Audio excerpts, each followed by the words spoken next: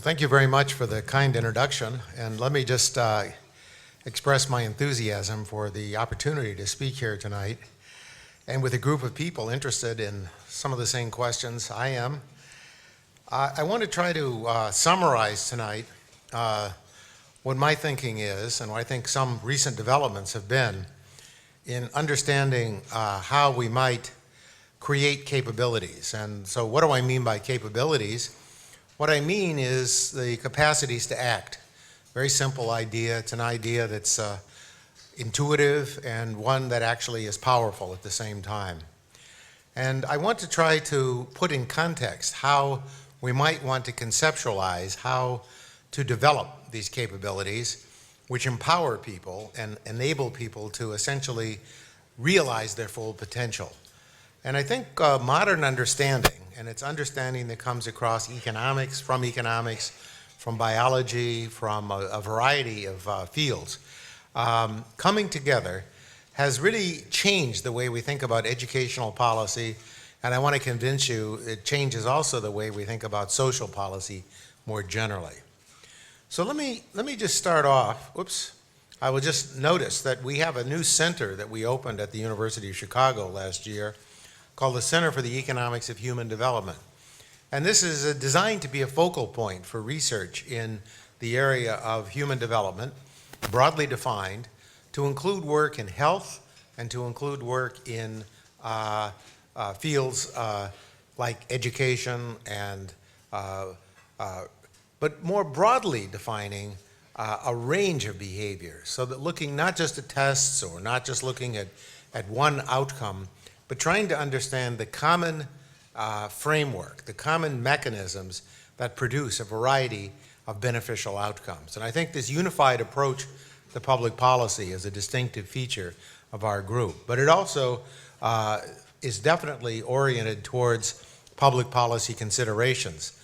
But at the same time, it draws on the strength of economic analysis to help unify studies and to use econometrics to help us evaluate and assess the nature of the data, so that what we can say is rooted strongly in empirical reality.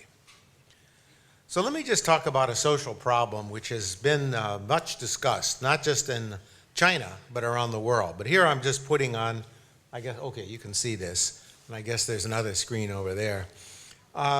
The problem of income inequality in China is much discussed.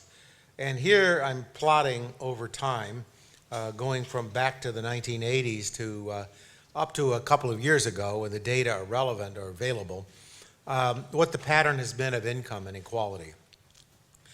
And now income inequality is intrinsically a troublesome subject because it has a very limited objective in some sense. Income inequality by itself is not that informative about the standard of living of individuals, even the average individual in society. The fact that society is coming apart and there may be more inequality does not necessarily mean that anybody is worse off. In fact, there could be a rise in inequality where everybody is better off, but some people are better off, have been improved much more rapidly than others.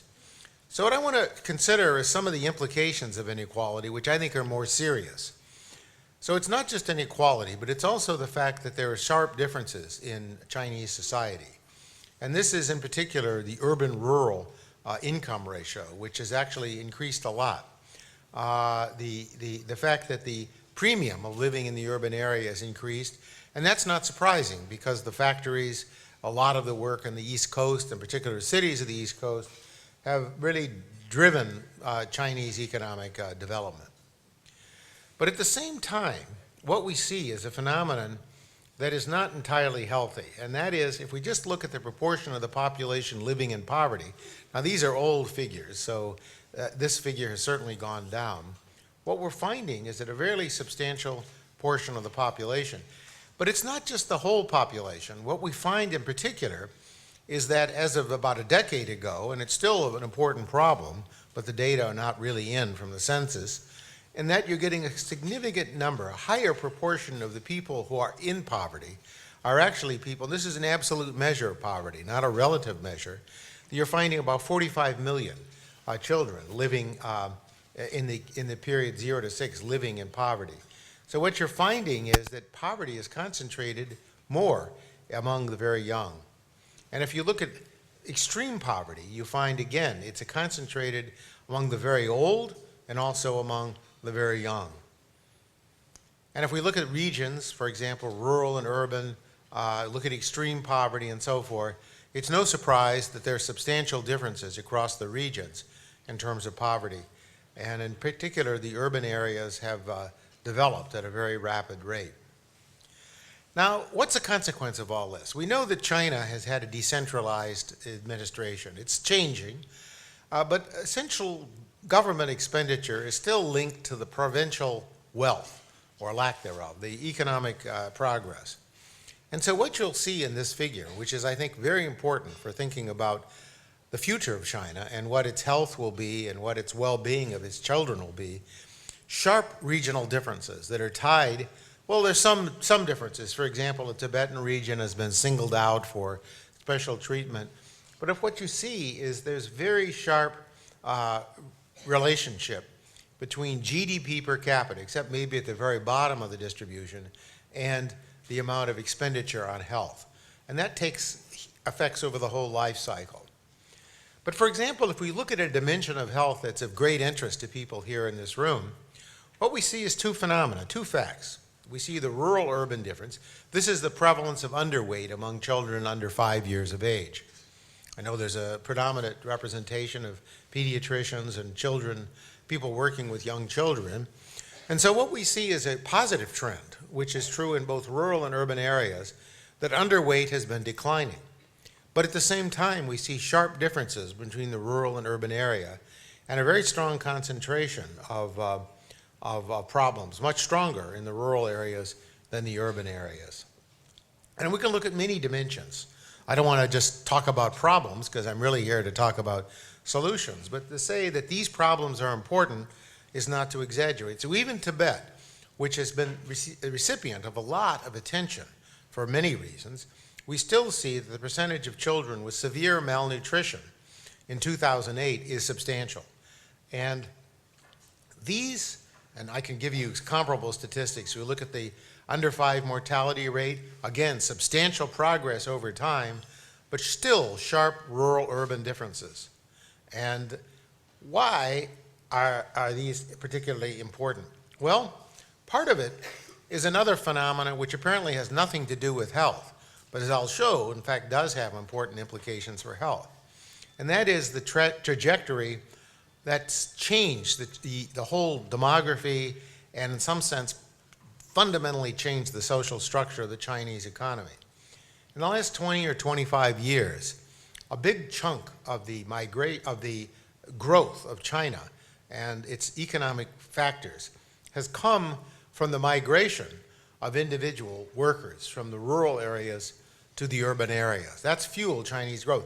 So you can see that the rural migrant workers, the number is staggering. It's 245 million in the year 2012, the latest year on which I have data. And you can see that this figure has been increasing over time. And so that's a phenomenon that's extremely important. But what's interesting about this phenomenon is the social and economic implications of this. So we know, because of the traditional policies, the restrictive policies for migrants in the urban areas, rural workers coming into urban areas, their children are not given the same rights as the children of people born into those areas. So even though there's a lot of discrepancy among regions, even within a given region, there are sharp discrepancies between the treatment of children who are rural migrant workers brought with them to the city and those who actually are not brought to the city. And so let me just give an idea of what the nature of the problem is. So there are two dimensions to this problem. And this actually then leads me into the main point of my conversation. So I'm not here to criticize. I really want to just talk about the dimension of the problem and what, in fact, I think would be an effective solution. So what we see, and this is around 2010, is you look at where the children of these rural migrant workers are. Now, the people who are migrating, in some sense, are facing a dilemma. They can say, well, I can bring my child with me, but I'm not going to be able to take care of this child. This child is not going to have the benefit of the services that would be given to other children in the city in which I'm working or going. So some parents, many parents in fact, take a different strategy, which is to leave the children behind. And this migration has multiple aspects. One is that both parents leave and leave the children with grandparents or others, and they let the children be raised by someone else. Another solution, of course, is for the father, typically the father, not always, sometimes the mother, to migrate to the city and to leave the child behind, say, with the mother in the typical circumstance. And so this creates other problems as well. In some sense, when the worker goes to the city, that worker has more income and can send the income into the area for the child left behind. But at the same time, there's a loss of parenting. And in fact, it's substantial, if we look at this problem, that the environments of the left behind children are really substantially impaired if we look at the group as a whole. Now, it's a very heterogeneous group of people, so it's not just one group of people left behind. So this is a very busy figure, so I'll skip it. But let me look at the family structure of the left behind children. And we can see that fully 33% of all of the children left behind are with grandparents. And that's not necessarily a bad thing. Grandparents can be very loving and very dedicated, but at the same time, compared to even the level of their parents, they're typically not very well educated. This is going back now, one more generation. So typically you'll see that many of these grandparents are just primary school graduates. Many are not that well educated, and many are actually not wealthy themselves.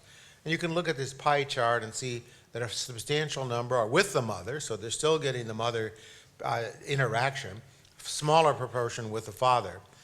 But generally, we know something about these children, and there have been a lot of studies of these children, epidemiological studies, studies by psychologists and the like. And so just to take a sampling of a large body of studies done by Chinese scholars or scholars working in China, we see substantial differences, and we find negative effects of parental absence on things like child test scores. And really, even though there is a flow of parental earnings into those areas, there is also a substantial removal of the parenting, the vital parent-child interaction. And so we see some very negative effects, and we measure by various kinds of indicators, looking at more participation in risky behaviors, looking at educational completion, looking at a variety of measures. It's not an advantageous state. And the reason why this is a serious problem, just from a purely economic standpoint, is that these children are the workers and leaders of China tomorrow.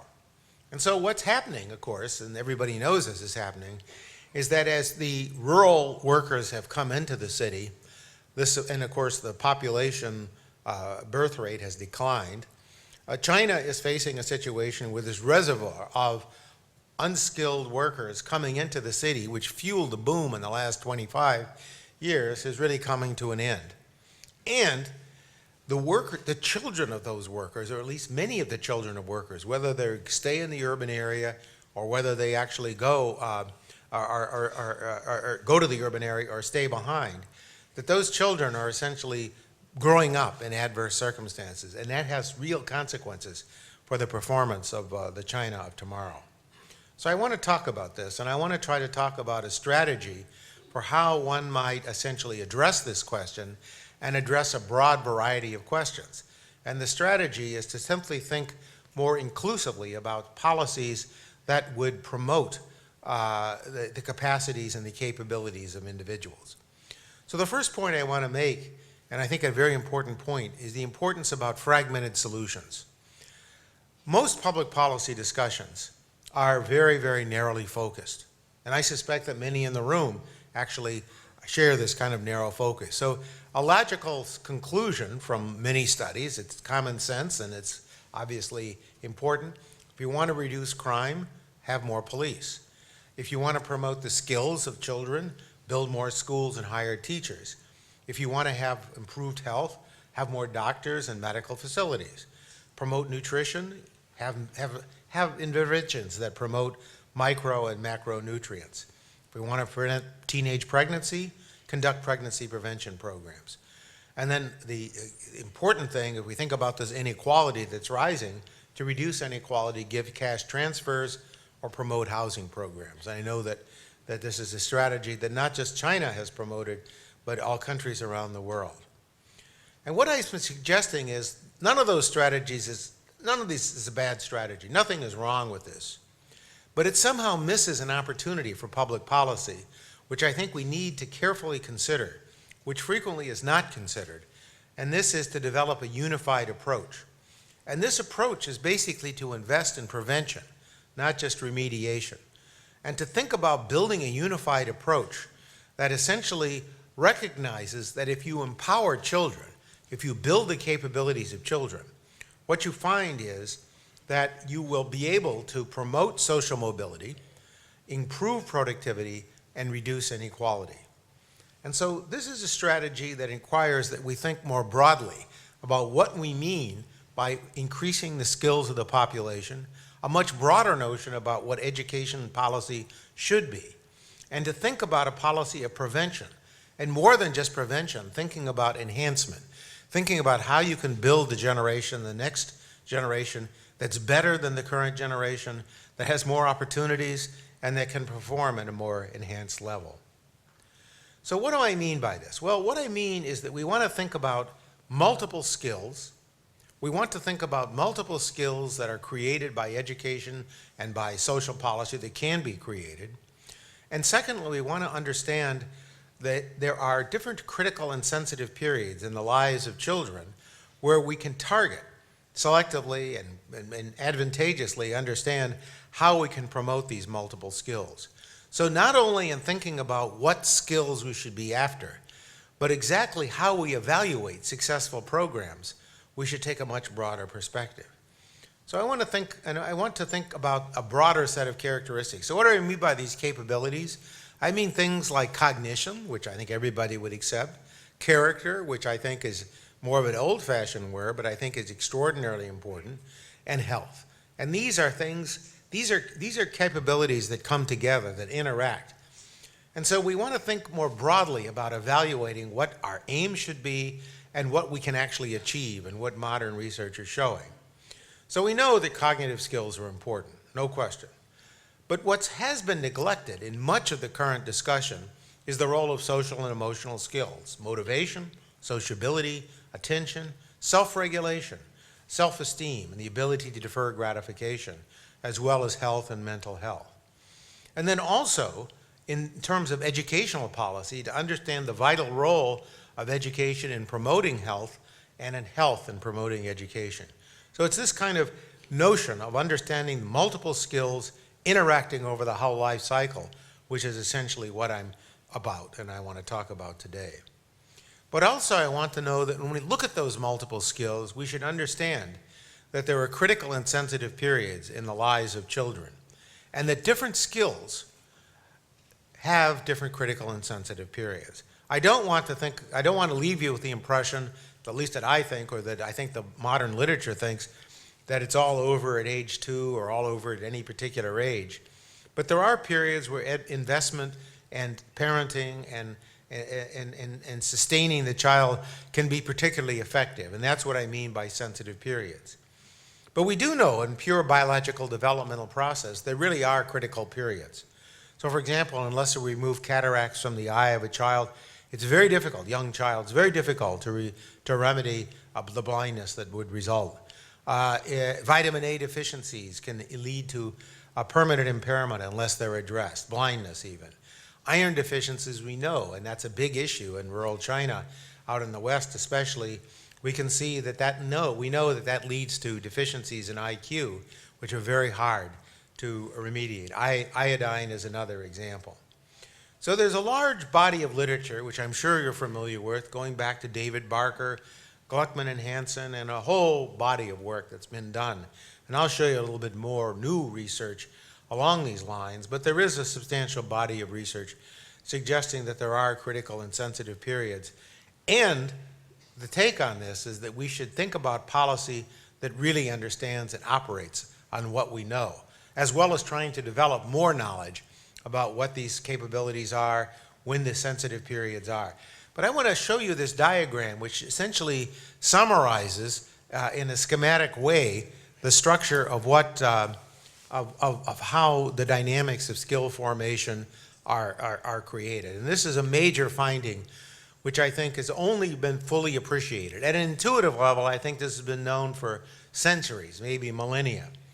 But what we've now understand as we've measured these things and as we acted on policy, that we understand that social and emotional skills, which have been neglected in much of the recent policy discussions, have important roles in promoting cognitive skills and health.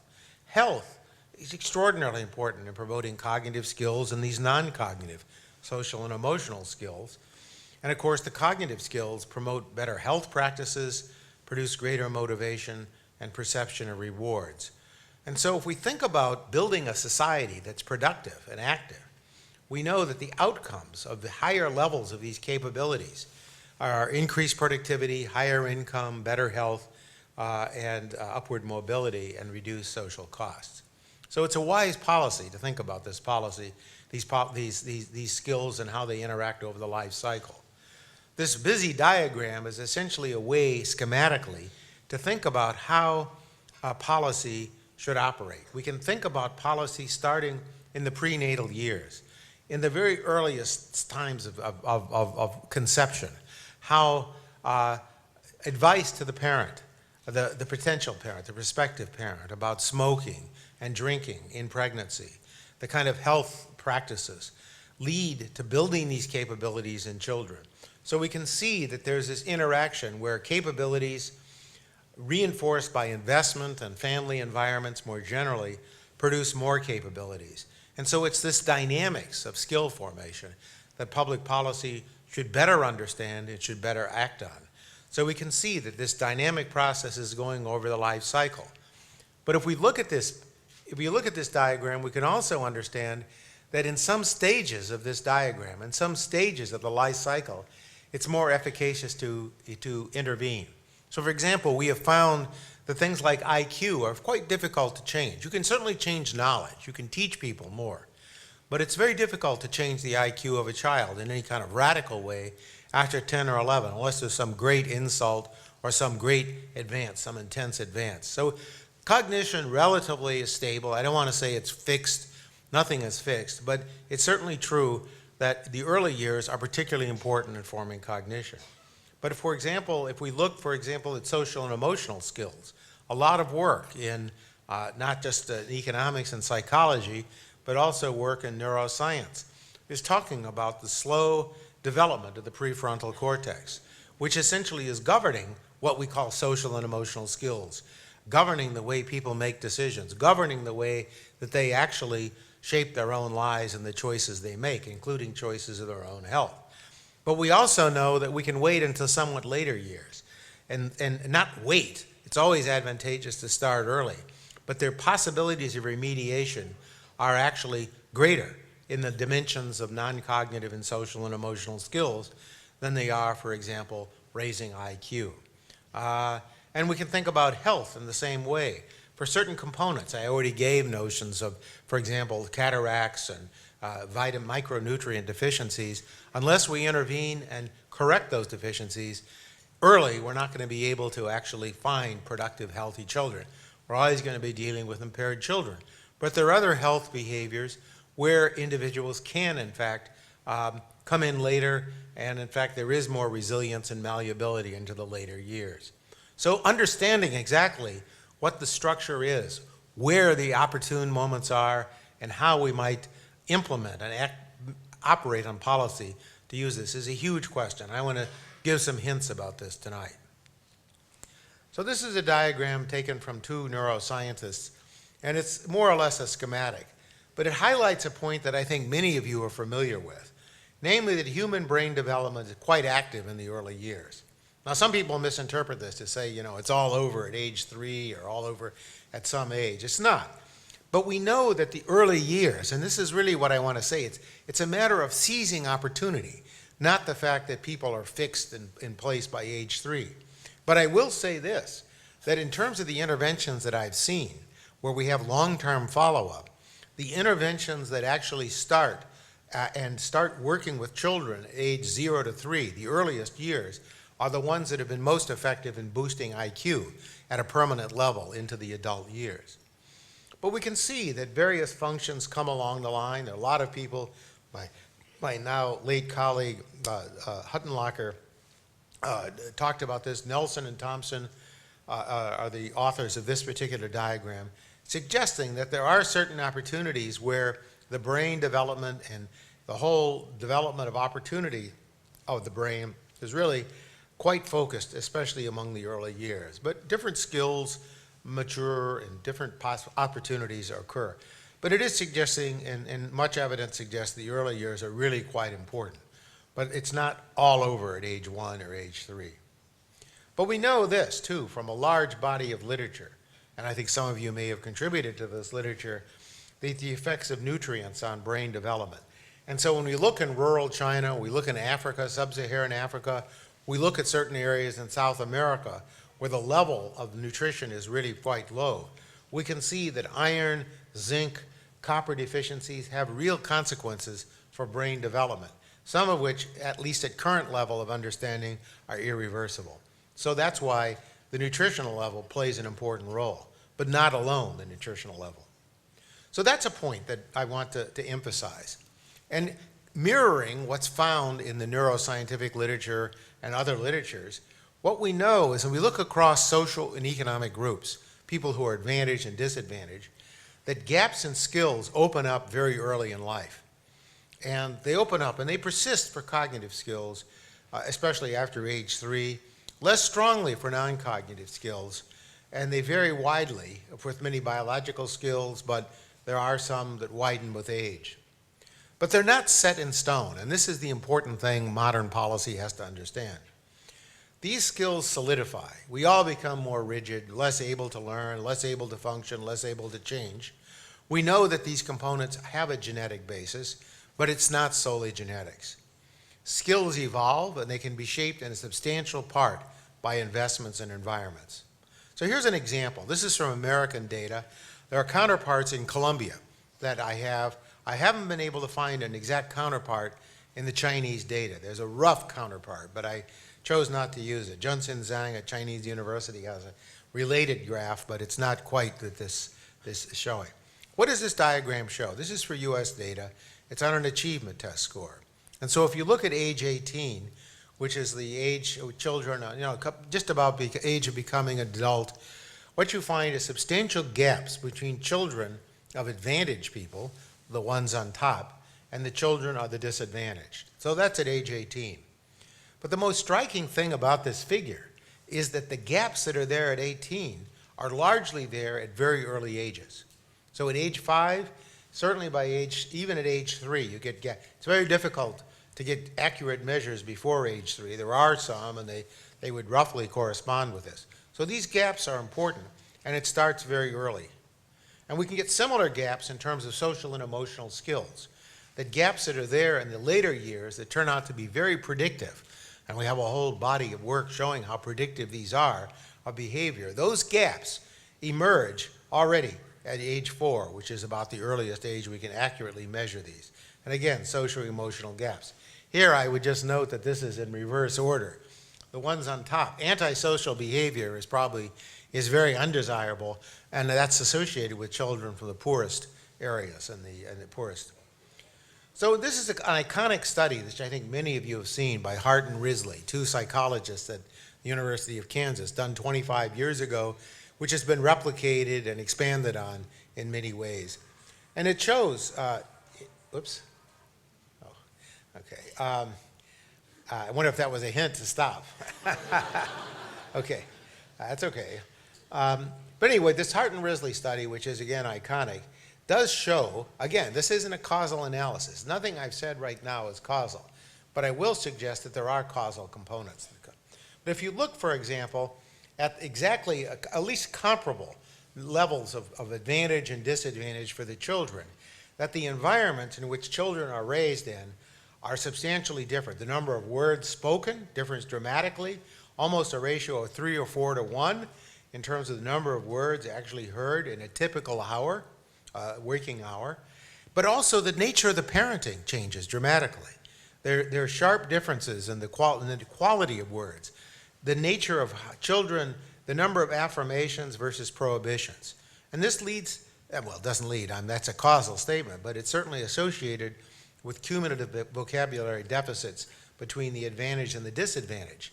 And if we think about what a major component of what inequality is in most modern societies, it's the skills, verbal and other skills. So this can be associated with substantial quality. But the real issue is, how do you interpret this evidence? Now, I would say about 100 years ago, if we had had this discussion, since eugenics was very popular in the UK at that time, leading minds were doing this, many people would say this graph, this is associated with genes. It's a perfectly good explanation just looking at this graph. You can say, look, smart people have smart kids. So smart people get educated, and they have smart children, and they have smart children by test scores. And 100 years ago, many people would have said, that's it. And we can literally stop with that kind of analysis. And what I want to argue is, yeah, there is a genetic component. But what we've also learned is there's a substantial environmental component and an environmental component that can actually be manipulated.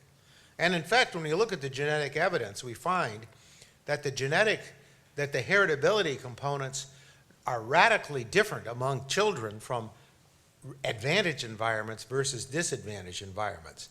Heritability ratios, as conventionally estimated, are much lower among children from disadvantaged environments. So what I want to argue, and I think this is something many of you would accept, but it's recent evidence, but it still governs public policy. Many people are still arguing this, and it's still argued, at least in the United States, in terms of public policy discussions, that the nature versus nurture distinction, which was frequently used and is still invoked, has been really reversed. And I'll show you a little bit of evidence from epigenetics and gene expression literature. So that's one key point, is that yes, there is a genetic component, but it's vastly overrated, and there are strong dimensions of public policy. The capacities created by investment in environments can essentially shape behavior. And so Turkheimer at the University of Virginia and his students have shown that heritability estimates depend strongly on family background. And so the notion that family background doesn't matter is simply obsolete. I'll give you an example of this, and this is stark genetic evidence. This is a study that was published some 10 years ago in the Proceedings of the National Academy of Sciences. So many people looking at DNA, looking at genetics, would say, oh, look, we see genetic differences, and it's the genetic differences that lead to outcome. But we know that genes by themselves do nothing. Genes need to express themselves in order to actually govern behavior. And what I'm showing you is various partitions of the DNA. This is the whole DNA. These are identical twins. These are children who are monozygotic twins. They have exactly the same DNA. And the only thing you need to take away from this picture, and the figure on the left, this figure on the left is for children who are 3 years of age, identical twins. So one is a piece of the DNA for the children for one twin compared to the other. And the one on the right is from children age 50, again, identical twins. And the different colorations essentially are showing the gene expression. So even though these children have genetic material that's identical, the expression, which is all that really matters, has changed greatly. So different experiences have modified the way that the genes are expressing themselves. Environments get embodied directly into the skin, get in directly into the body. So that's one of many studies that I could show. So what is going on? Well, what matters? What aspect of environment matters the most? Family environments, neighborhood and community effects, parenting, investment. What I want to suggest is the quality of home environments is highly predictive of child success. But why is that? Well, what we've come to understand is something that economists would call dynamic complementarity. That's an obscure term, but let me try to explain it. So it's a very intuitive idea that if we invest today, we improve the skill base tomorrow. and it makes downstream investments much more productive. And in that sense, says that if we invest in disadvantaged children, we can essentially lift them into society, precisely because this diagram that I showed that was showing the fact that early skills feed into the production of later skills. By giving disadvantaged children who start behind those skills early and even focusing on some of those disadvantaged children, we can now enable them to benefit with investments later in their life cycle. And so this creates something which has been ignored in the past. It used to be the idea that, well, what we should do is think only of investing in people who are bright and most able. Well, there's some logic in that. But what we've come to understand is that we can change their ability, that these things are not just given at birth by genetics. What we can do is build the skill base, and precisely by building the skill base, we make those children later in life, and I mean into their school years, in their secondary school years and college years, more productive investments, and actually individuals who actually can take advantage of all the opportunities that a bright and motivated child might have. So understanding that we can actually invest in those children and change those skills suggests a very different notion of public policy. And it's very important because it also suggests, economists like to think about, well, we want to talk about the trade-off between equality and efficiency. This is frequently a trade-off that's mentioned. Tax policy, for example, capital gains policy. People say, well, you know, if we have lower taxes on capital gains, there'll be more investment. That'll promote more investment. That'll have some very beneficial effects on productivity, but at the same time, it may make some individuals wealthier and create inequality differences. The policy of investing in early childhood and essentially building this skill base is a very unique public policy in which there's no trade-off between the goals of equality and the goals of economic efficiency. And that's what makes it a very unique public policy and a very important one.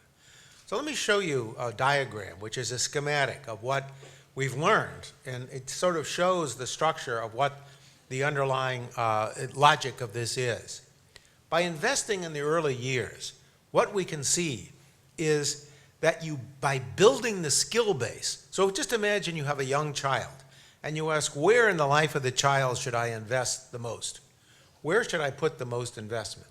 Well, what the logic is showing is that for disadvantaged children, especially where parents are not providing the kind of rich environment that advantaged children have, that basically investing in those children has very high returns because all the later subsequent investments, things like schooling, job training, everything that happens later, they can take advantage of. You give them the opportunity to participate in the society in the way that middle class and more advantaged children could participate.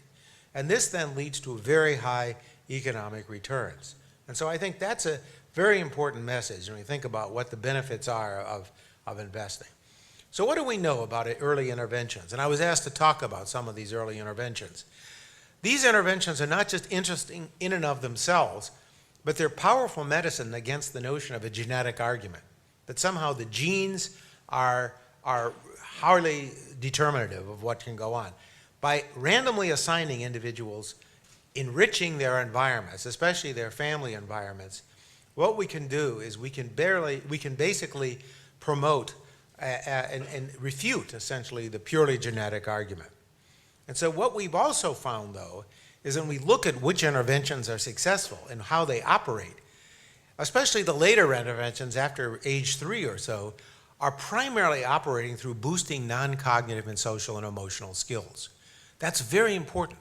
And the reason why it's important is that so much of the evaluation strategy in schools and in public policy is looking only at test scores, looking only at dimensions which turn out not to be that predictive of dimensions of success in life.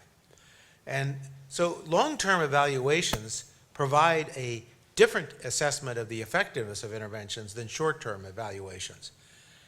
Let me give you some idea of this. And here, this looks like I'm being very whimsical, but I'm not. I want to draw on animal studies.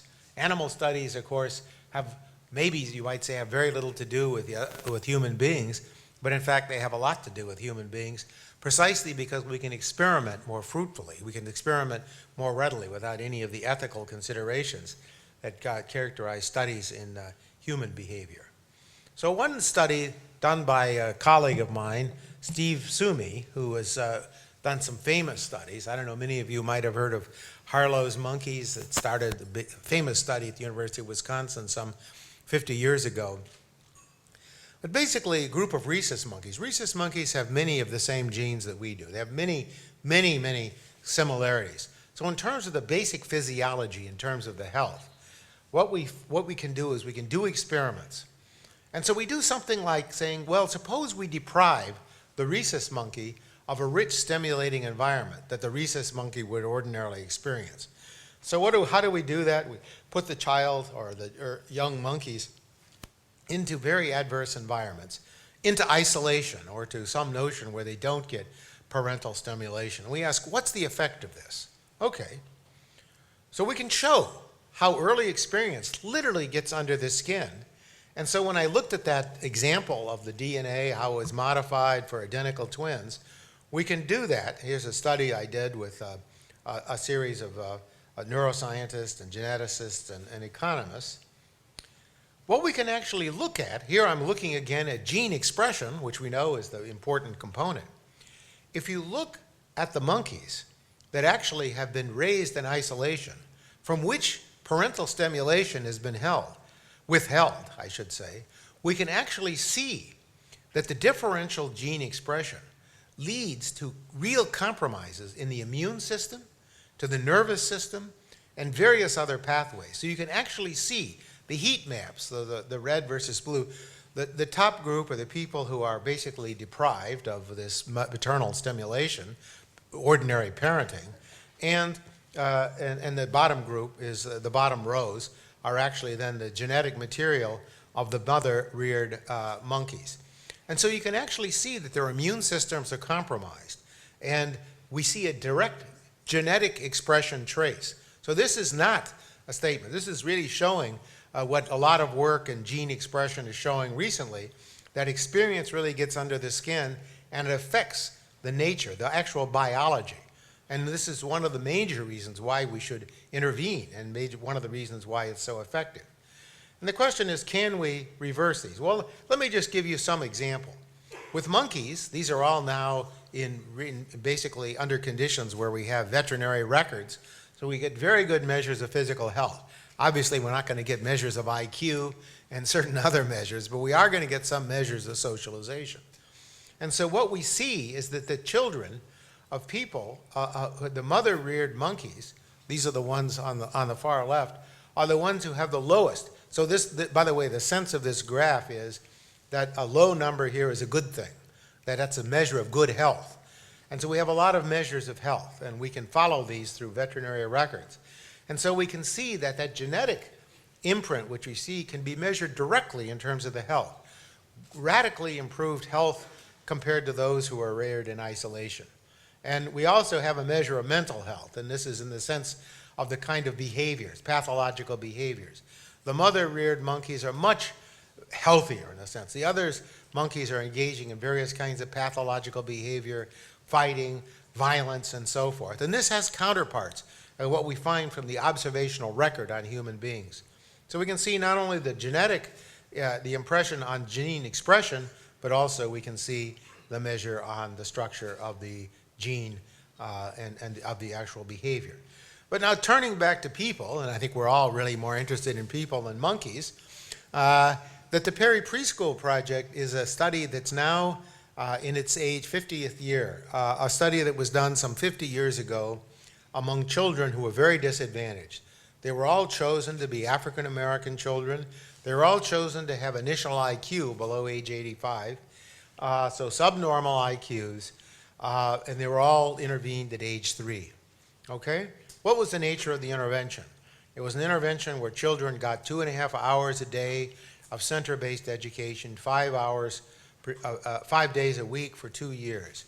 And then the program was stopped. Some people were randomly assigned into treatment, some people were randomly assigned into controls. And there were some home visits that were made as well. Now the beauty of this study is very detailed records were kept on these children over their whole lifetime. And what we also know is we have the power of random assignment. So we know that initially These groups are basically identical in terms of all the measures. They're all disadvantaged, though. They start disadvantaged. So what do we know? Well, what we know is, in terms of IQ, and in terms of a lot of measures of cognition, the treatment group, if you look at the treatment group IQ, you got a very familiar phenomenon in some of these studies. IQ was initially boosted while the children were in the treatment group, but the control group caught up. So by age 10, the treatment and control group have no different IQ. So there's no sustained gain in IQ, which is what the measure has been for success or failure of child programs. And yet, when we study these programs, these children over their lifetime, the treatment group people got rate of return, literally the annual return you'd get on past book savings, the percentage rate of return of 6 to 9% per annum for both boys and girls, which is above the traditional measure, the measure of stock market return in the U.S. economy. So it's a very high economic return. So just from the point of view of only asking how you maximize the output of society, that is a major advantage. So that's the sense I meant, that there's no equity efficiency trade-off. You're finding high economic benefits. At the same time, you're also improving the well-being of disadvantaged children. But what was the channel through which it worked? Fortunately, we have mechanisms, we have a measurement system in place so that we can determine exactly what it was that changed in these children. It wasn't IQ. What it was the treatment group was much better in controlling its behavior. So a concept that psychologists use, externalizing behavior related to violence. It turned out, by the way, just as a pure accident, I think, a piece of luck, 3 to 4 was the intuitive period. Much later, Terry Moffat at Duke University has shown that at age 3 to 4 is the age where violent behavior among individual criminals who become much more violent later starts expressing itself.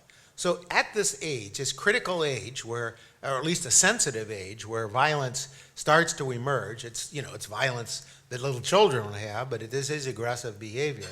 We find substantial difference between the treatment group, so much higher scores, better scores, higher it's better, compared to the control group.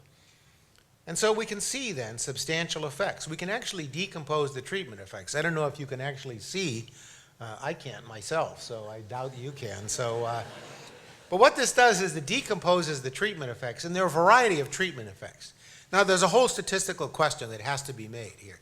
You have to understand that, when you have hundreds of possible treatment effects, you have to carefully adjust your analysis to reflect the fact that you could choose among those that have good results. So you want to control for that kind of bias that can enter in statistical analysis of just picking the good results.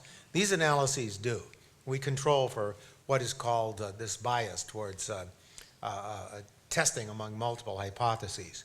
And what we find, though, is substantial effects in things to do with reduced crime, higher earnings, reduced tobacco usage, and many other dimensions of health. This is for males, similar pattern for females. So if you look at health results, just the health results, the difference between the treatment and control, and this is now at age 27. We're going to have results now on this shortly at age 50, but to be determined. We find substantial effects on drinking, smoking, and behavior, which is consistent with the fact that we're changing the nature of the self-control and changing the capabilities and capacities that these children have. A more dramatic effect came from a later intervention. This is a Carolina ABC program. And this is a program, again, targeted towards disadvantaged children. And this was in North Carolina in the early 1970s. And again, you can look at the details of the program. But the interesting thing is that it starts very early. This is starting at 7 weeks. So these are children who are very early on. And we can follow these children. And actually, it's fairly intensive intervention between 0 and 5. And what you find is that for the children, there were various treatment streams within the group. What we find is if you go out, you find a boost in IQ, a permanent boost in IQ, towards increasing the family environments by promoting cognitive stimulation, by providing surrogate parenting, by enriching the parenting environment. You find a boost in IQ that lasts even into the adult years. That's only coming through effects that we can find up through age 3. So there's a lasting IQ effect. We also can see how it changed parenting practices, the nature of the interaction between the parent and the child. Higher educational attainment, reduced criminal activity, and better health. And let me show you, since many of you are doctors and pediatricians, what the dramatic effects are. Here you can see, remember, this is a treatment, this is a program that was initially conceived as an educational intervention to boost the IQ of disadvantaged children. So we can look at measures of cardiovascular health. So for example, diastolic blood pressure, a good score would be like in the 70s, and you can see the treatment group, males, are showing dramatically better diastolic blood pressure, systolic blood pressure. The control group is above the 140 threshold, which many people would say is at least a mark of hypertension. This is at 35 too, by the way. So we look at severe obesity and hypertension, dramatic differences between the treatment and control group. And we can look at other measures of hypertension, vitamin D deficiency, and the so-called Framingham score, which is a risk factor, a measuring of the risk factor for heart conditions. So what we do see is tremendous improvement. And you say, well, what's the mechanism by which this improvement comes? It again comes through these regulatory processes, through self-control, through creating these social and emotional skills. It's also boosting IQ, though, as well. And so we can think about a lot of different ways to intervene, and especially when we think of very poor areas, like in Western China, or, for example, in Sub-Saharan Africa. Nutrition is an important investment. Malnutrition, as I indicated earlier and I showed you, certain micronutrient deficiencies can have serious consequences that are not readily reversed. And it affects then the performance of children in school. Iron deficient, zinc deficient children simply don't learn as well.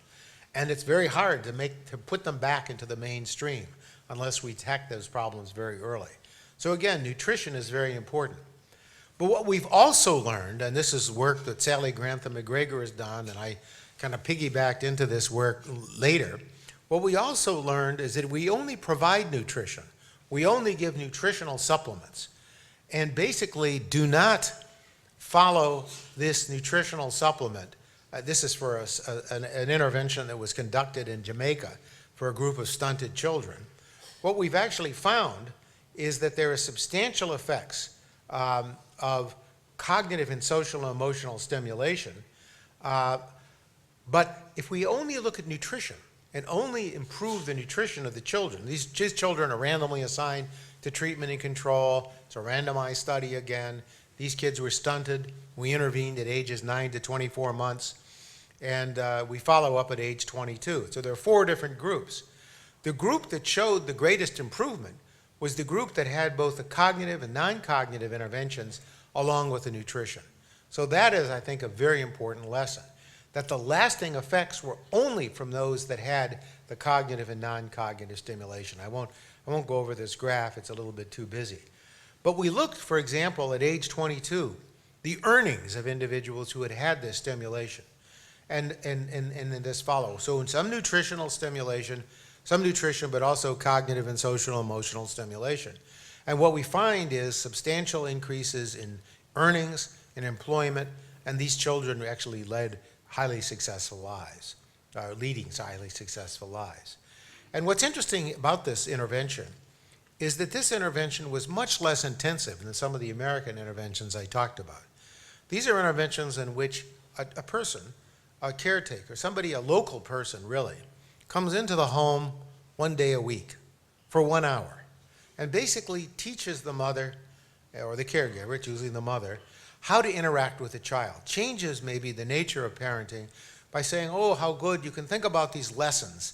You can think about how, not just a pedagogy, not just a set of instructions, but actually showing how you can interact with parent and child and improving that and changing it and allowing the mother, empowering the mother with kind of techniques to able to interact with the child. So there are lesson books that are essentially like how to draw, how to engage your child. So these are very primitive. It's not an advanced lesson. It's like the mother is teaching mathematics to the young child. What's going on is it's actually teaching the child and the mother and engaging this kind of mutual interaction, which stimulates the child and challenges the child and encourages the child. So what we're doing, and I just advertise this as an initiative that we're conducting now in rural China, a program called China Reach. And this is basically a program which is designed to promote and advance these left behind children that I mentioned at the beginning of the talk.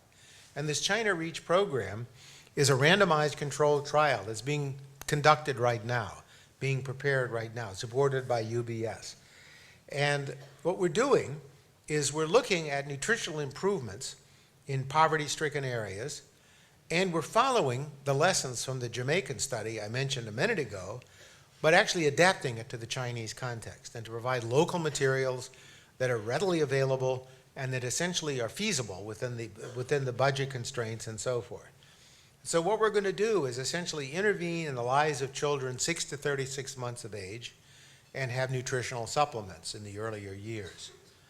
And this is a group that's being conducted working at the University of Chicago, working with a group at the China Development Research Foundation in Beijing, and involving Sally Grantham McGregor, the previously mentioned author of the Jamaican study, along with specialists around the world, some in Beijing Normal and others, and Jean Brooks Gunn at Columbia University, as well as a wider circle of individuals.